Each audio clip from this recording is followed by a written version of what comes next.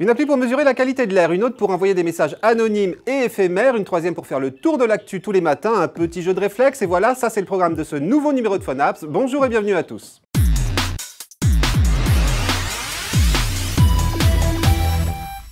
L'air que vous respirez est-il vraiment respirable? La réponse, vous la trouverez dans cette application développée par la start-up parisienne Plume Labs. Mieux encore, cette appli qui s'appelle Plume Air Report va vous indiquer quelle activité pratiquer ou pas en fonction du niveau de pollution dans laquelle vous baignez. Envie d'aller courir, de faire du vélo, de sortir bébé ou de vous prélasser en terrasse, touchez simplement le bouton correspondant en bas de l'écran de votre smartphone pour que Plume vous indique si c'est vraiment le bon moment d'y aller ou pas. Par ailleurs, Plume va s'efforcer d'anticiper l'évolution de cette pollution afin de vous dire à partir de quelle heure vous pourrez pratiquer votre activité, le jour même ou le lendemain.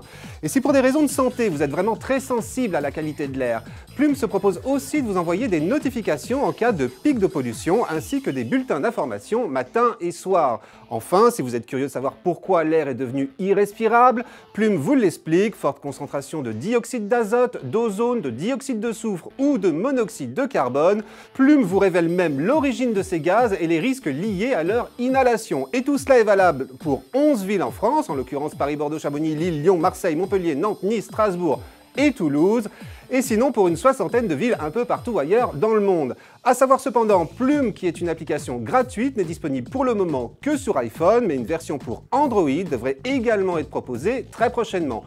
Plume, une application également remarquée par Laurent Ponce, qui n'a pas manqué de nous la signaler sur Twitter. Merci Laurent. Après Snapchat, l'application pour envoyer des messages et des photos éphémères. Après Secret, l'application pour envoyer des messages et des photos en tout anonymat.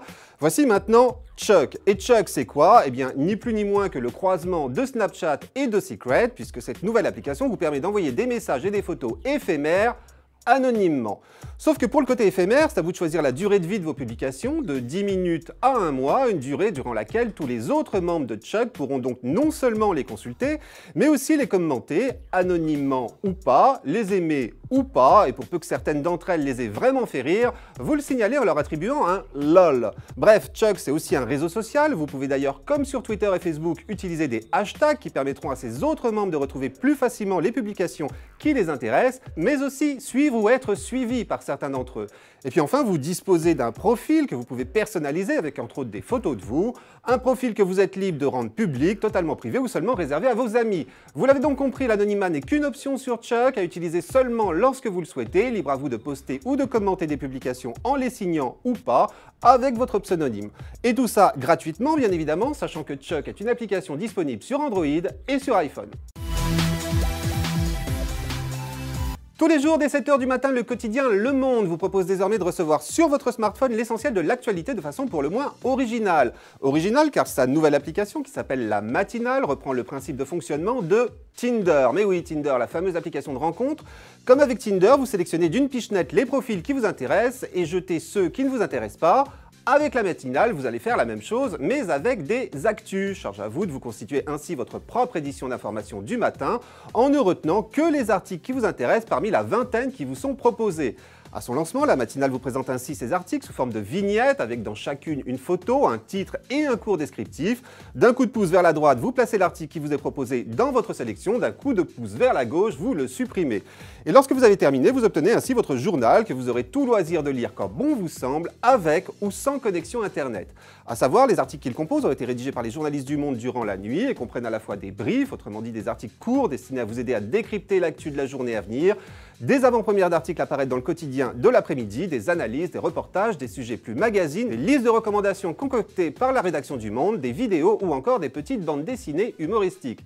Bref, de quoi faire le plein d'actu le matin, à 7 h précises, n'oubliez pas. Sachant que la matinale est disponible à la fois sur Android et sur iPhone, que cette application est gratuite, mais que pour accéder à l'intégralité de son contenu, vous devrez souscrire un abonnement à 1,99 € par mois, à moins que vous ne soyez déjà abonné au Monde, qui vous donne automatiquement accès gratuitement à la matinale.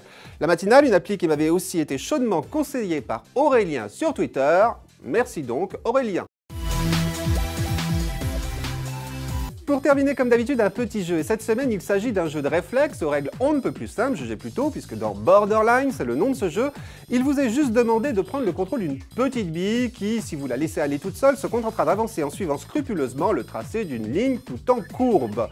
Sauf que sur cette ligne sont disséminés un certain nombre d'obstacles que vous devez absolument éviter en touchant votre écran, côté gauche ou côté droit, afin de dévier momentanément la trajectoire de votre bille du même côté.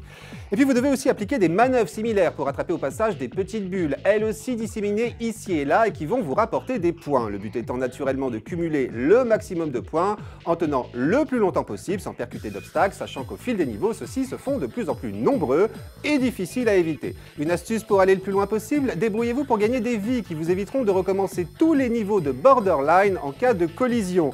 Et merci à Thomas Donat qui m'a fait découvrir Borderline en me le suggérant sur Twitter. Maintenant, si vous aussi vous avez envie d'essayer ce jeu, sachez que Borderline est gratuit et disponible sur Android comme sur iPhone. Et voilà, c'est tout pour cette semaine. Rendez-vous mercredi prochain pour un nouveau Phonaps. Et en attendant, rendez-vous aussi sur mon Twitter et ma page Facebook. N'hésitez pas à me faire découvrir vos applis coup de cœur, histoire que j'en parle dans un prochain numéro. Et je vous rappelle aussi que l'on se retrouve vendredi dans le club de la presse IT de quoi je me mail, toujours sur 01net TV. Et puis surtout dans le magazine 01net, en kiosque un mercredi sur deux. Voilà, j'ai tout dit. À mercredi prochain donc. Et d'ici là, portez-vous bien.